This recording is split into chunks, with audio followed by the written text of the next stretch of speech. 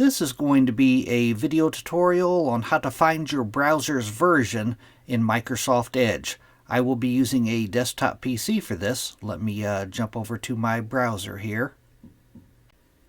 I have the Microsoft Edge web browser opened up now.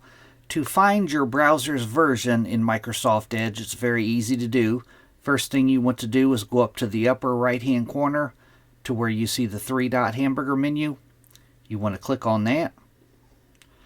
Then you want to go down to where it says Settings and click on Settings.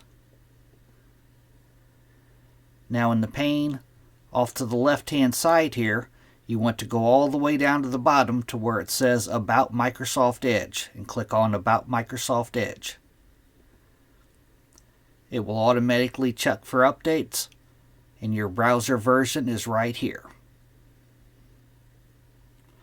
That is how to find your browser version in Microsoft Edge. Thanks for watching.